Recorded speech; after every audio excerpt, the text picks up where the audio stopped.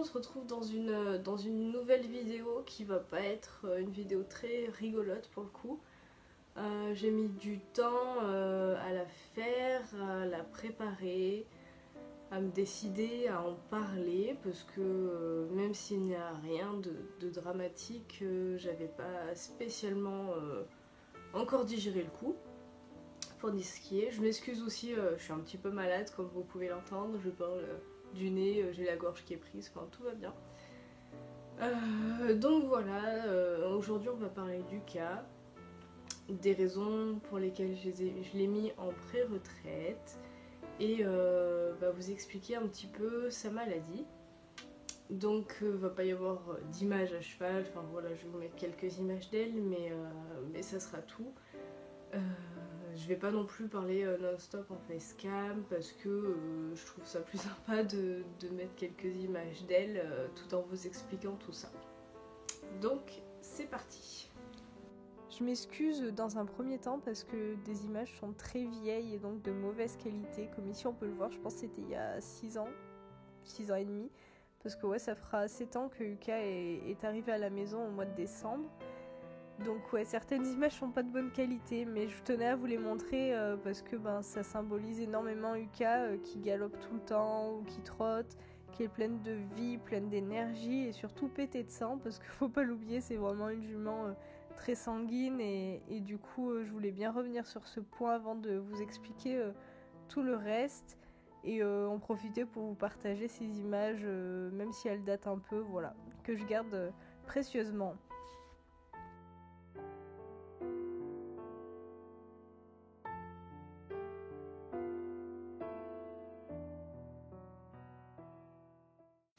Donc pour vous expliquer en fait ce qui s'est passé, c'est que il y a un jour où j'ai trouvé Yuka avec un postérieur engorgé. Bon, elle est au pré, elle vit avec d'autres chevaux, ça peut arriver. Donc on a mis de l'argile, on a douché, je l'ai mis au marcheur, je l'ai promené en main pour la faire marcher sur la route. Enfin voilà, des soins basiques pour un postérieur engorgé entre guillemets. Puis bon, elle s'est mise à avoir de la diarrhée. Pas mal de diarrhée tous les jours, ça durait. Quoi faire, on surveillait, je surveillais qu'elle n'était pas déshydratée aussi parce que c'est super important quand ils ont de la diarrhée. Donc voilà, ça passait pas trop, puis bon, le postérieur il engorgeait, il désengorgeait, puis ça revenait, enfin c'était vraiment aléatoire, enfin le tendon était pas plus abîmé que ça. Bon, on s'est dit on va attendre encore un petit peu, enfin on va voir. Et puis un jour, je suis arrivée, Yuka était au foin en train de manger tranquillou et des boutons. Des boutons sur tout le poitrail, l'encolure, la tête. Alors là, j'ai commencé à me dire, mais il y a quelque chose qui cloche ou elle fait une allergie, enfin il y a quelque chose qui va pas quoi.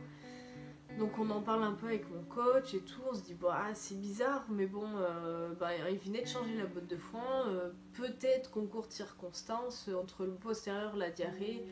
Là, elle a fait une allergie au foin, bon. Donc voilà, je la douche entièrement à la bétadine pour au cas où passer l'allergie et tout ça. Et puis je me dis on va voir demain comment ça évolue. Arrive le lendemain, donc c'était un samedi ou un dimanche, je me souviens plus, un week-end quoi. Et là, Yuka, les boutons, elle en avait sur tout le corps, partout. Donc en fait tout de suite veto en fait. Parce que voilà, la jument était pas bien, très très abattue, très fatiguée, toujours ce postérieur engorgé, toujours cette diarrhée, maintenant des boutons partout sur le corps, enfin une catastrophe, elle était complètement abattue. Là je me suis dit mais qu'est-ce qui se passe, qu'est-ce qu'elle a, enfin ça dégénérait partout. Et en fait, pour nous, le système immunitaire ne fonctionnait plus. Il y avait un problème en fait. Donc voilà, j'appelle le veto. Manque de peau, et il était d'astreinte à l'hippodrome.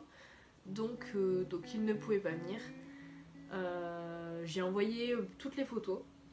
On a pris son postérieur, ce qu'on a appelé l'urticaire. On pense que c'était un urticaire qu'elle a fait sur tout le corps. Et du coup, ben, je l'appelle, je lui envoie les photos, et là il me dit je sais pas ce que c'est, on est dimanche, je peux pas me déplacer, dimanche ou samedi, enfin voilà, je me rappelle pas exactement, mais venez à l'hippodrome.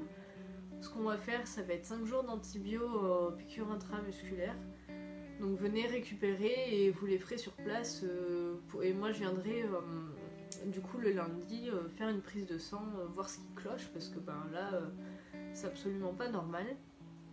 Donc effectivement, ben, du coup je cours à l'hippodrome qui est à l'autre bout de la ville. Enfin voilà. Je récupère tout ce qu'il faut et on revient, on commence les piqûres d'antibio, tout ça. Du coup, ben, Yuka qui était pas bien, moi j'avoue que ça me travaillait parce que voilà, comme je vous l'ai montré sur les images d'avant, c'est une jument qui a toujours eu énormément de sang, qui était pétée d'énergie. Et là, j'avais pas la même jument, elle était abattue, la tête tout en basse, pas d'énergie, elle marchait à deux temps, enfin, tout ça qui l'a travaillé, la diarrhée, tout ça, enfin c'était compliqué, très très très compliqué, ça a été dur pour moi de l'avoir comme ça, de l'avoir si abattu, enfin si affaibli. Enfin bon, du coup voilà, donc on fait les piqûres. Le lundi, le veto vient, prise de sang et tout ça, donc voilà, sauf que ben il y a un délai d'attente forcément, parce que ça a été envoyé en laboratoire pour une recherche sérologique en fait, tout simplement, comme on peut faire par exemple pour une visite d'achat, pour certaines maladies sanguines ou autres, enfin voilà. Donc on l'envoie en sérologie, sachant que Yuka a super bien réagi aux antibiotiques. La diarrhée est partie, l'urticaire est parti, le postérieur restait encore un petit peu engorgé, mais c'est vite parti aussi, donc c'était positif. Elle a très très bien du coup réagi au traitement. Donc suite à ça, le veto m'appelle en fin de semaine pour me dire écoutez, j'ai pas encore les résultats du coup du laboratoire. Par contre, moi je peux vous dire que les globules rouges sont bas. On est à la limite, donc c'est pas cool. Il y avait aussi autre chose, mais je me souviens plus quoi. Les globules blancs, ça allait à peu près, mais bon, vu qu'elle avait eu les antibiotiques et tout, enfin, elle m'a dit c'est dur à juger. Et donc on attend, le laboratoire qui traîne un petit peu à envoyer les résultats. Donc moi je m'impatientais, donc je voyais que la jument allait mieux, mais par contre elle était au repos total, hein. Évidemment elle ne travaillait pas, c'était juste des soins, des papouilles, brooding, voilà, tranquille quoi, on lui foutait la paix. Et enfin, ben, les résultats du laboratoire sont tombés. Donc Yuka a une erlichiose, c'est l'ancienne appellation, je vous mettrai écrit la nouvelle appellation. Donc c'est une maladie véhiculée par les tiques, comme ben, Lyme, comme la pyro, du coup qui affaiblit ben, le système immunitaire. C'est beaucoup moins connu chez les chevaux. C'est une maladie qui est plus présente par exemple chez les chiens et tout ça, mais chez les chevaux il y a encore très très peu de recherches qui ont été faites et tout ça. Donc bah, du coup ouais, pas trop connu quoi. Donc là ben, il m'appelle, il me dit voilà, on a deux solutions. Il existe un traitement. Ce traitement-là, par contre, crée énormément d'effets secondaires. Il faut que le cheval soit absolument sous surveillance pendant qu'on fait le traitement parce que ça comporte certains risques, etc. Voilà. Deuxième solution, c'est d'attendre parce que la jument va bien, elle a bien réagi aux antibiotiques. Il faut la surveiller absolument et à voir si elle redéclenche une crise ou pas, et à ce moment-là envisager le traitement. J'ai pris un petit peu le temps de réfléchir, peser le pour, le contre. Bon, Yuka semblait aller un peu mieux, même si elle a des coups de fatigue, voilà. Tous les symptômes avaient disparu, hormis la fatigue. Donc j'ai décidé de ne pas faire le traitement, vu qu'elle allait mieux, que le traitement comportait des risques. Voilà, j'ai pris cette décision-là, parce que faut savoir que le traitement n'empêche pas derrière les gros coups de fatigue. Il empêche des rechutes ou des crises aiguës entre guillemets, mais le traitement n'empêche absolument pas les coups de fatigue, donc au travail bah, c'est compliqué, voilà, donc bon. Et donc ouais, je la surveille de très près, comme d'habitude, et puis éventuellement si elle refait une crise aiguë, voilà, Du coup, j'envisagerais à ce moment-là peut-être de faire le traitement. Pour le moment, c'est pas d'actualité. Et donc, suite à cette annonce, il a fallu aussi que je réfléchisse par rapport à sa carrière, tout simplement. Parce que c'est pas non plus une maladie qui est anodine, comme une grippe ou je ne sais quoi. C'est quelque chose qui reste dans le sang malgré tout. Donc, voilà, parti sur une réflexion quant à la carrière du cas. J'ai donc finalement pris la décision en fait de mettre Yuka en pré-retraite parce qu'elle a été débourrée à 1 an et demi, elle a fait les entraînements pour les courses, quelques courses, elle s'est renversée en sulky, après elle a eu sa carrière sportive avec moi et il était temps pour elle maintenant, après avoir tant donné aux humains, de couler un petit peu des jours heureux. Alors une retraite active, c'est pour ça que je dis pré-retraite, donc avec des balades, quelques longes, à continuer nos tours de cirque. Mais voilà, j'ai pris cette décision-là parce que je pense que c'était le mieux pour elle et qu'après avoir tant donné pour tout le monde, il était temps de se reposer un petit peu, de profiter de sa vie de cheval.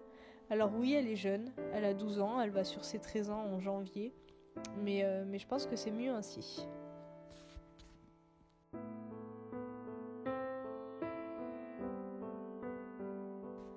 Donc ça n'a pas été simple, c'est dire au revoir à énormément de choses, notamment au concours.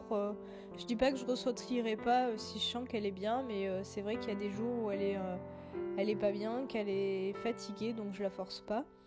Mais non, ça n'a pas été simple. Et le temps de digérer et de dire au revoir à tout ça, au cross, au concours, à tout ce qu'elle a pu me donner et aux expériences qu'on a pu faire comme le meeting des propriétaires. Donc voilà, sur ce, je vous laisse sur ces images et puis n'hésitez pas à me poser des questions en commentaire, nous suivre sur Instagram comme d'habitude.